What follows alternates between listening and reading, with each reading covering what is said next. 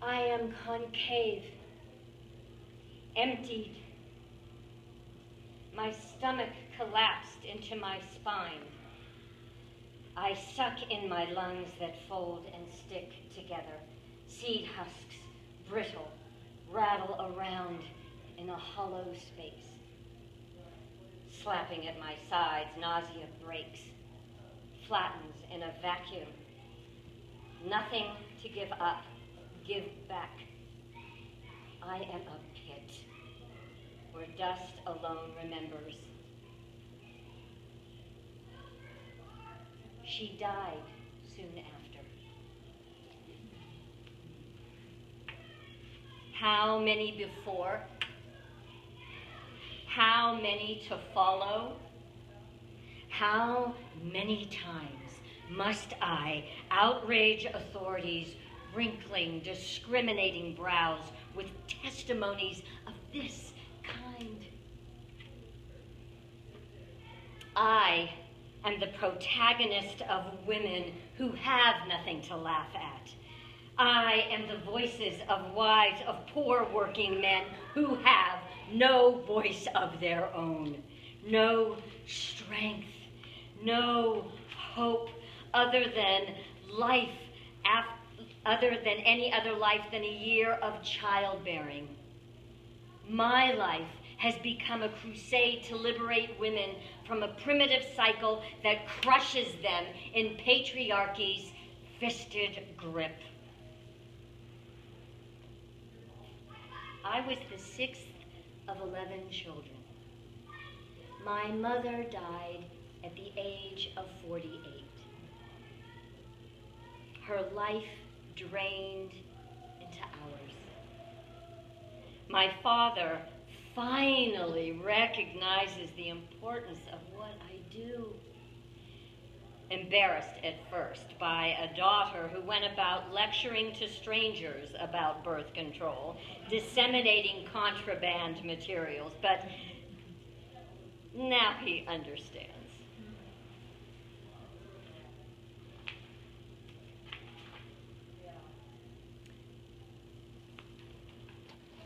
Your mother would be alive today if we had known all this. The one thing I gave you, Margaret, was a free mind. Use it. Leave the world a better place because you were in it.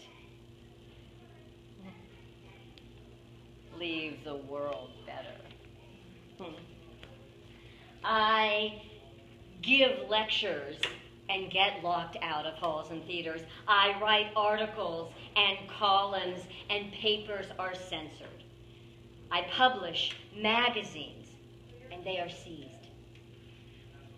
I wrote a book, Family Limitation, and only escaped prosecution by fleeing to Europe.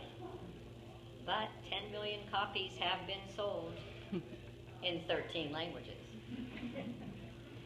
I founded a clinic in Brooklyn.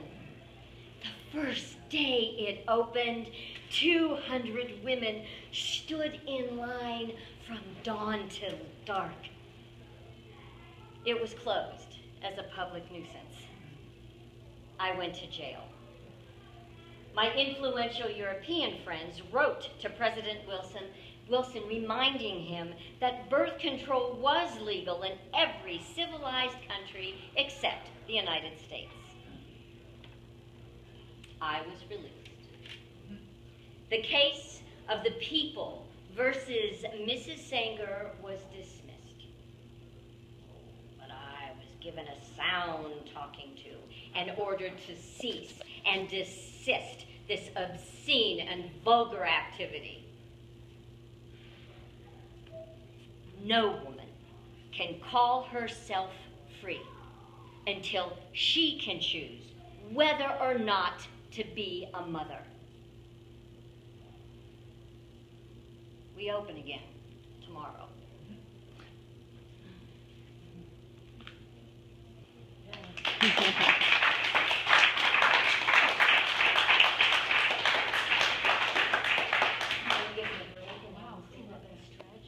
I don't know. God, I was just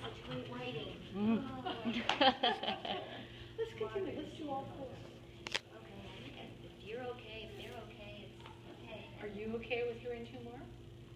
Yeah. Okay. Who comes next? Lisa del Giocondo. She said that so well. I went to Google text-to-speech to learn how to say it. Lisa del Giocondo, 1474 to whenever, a beautiful noblewoman of Florence, friend and patron of Leonardo da Vinci. She was the model for his famous portrait, Mona Lisa. Physically and intellectually fascinated by her, da Vinci painted her again and again and again, and her smile greets the traveler often through northern Italy. She's talking to herself, looking at da Vinci's portrait. Come on in. This is not sacrosanct. Hi, John. Hi,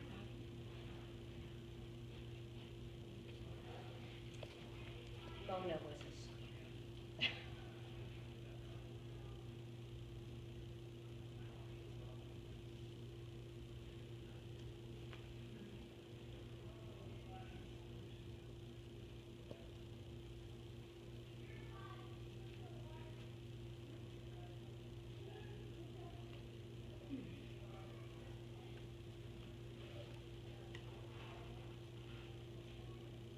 Something there is in the half-light of an early autumn day. A way it neither shines nor shivers.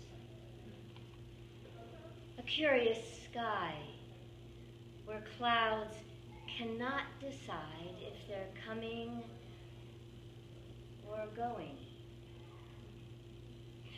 And how the sun becomes a cotton ball that neither warms nor winters.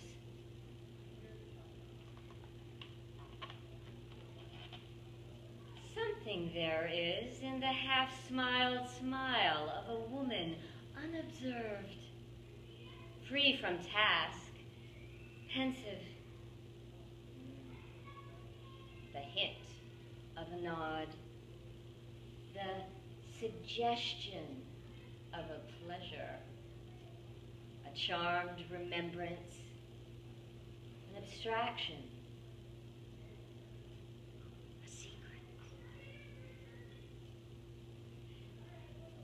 An unresisted curve at the corners of the mouth, an enigmatic ripple reflected in the smoke and rows of Florentine glass. To the enchanted passerby, the halted, haunted gazer, it seems to warn.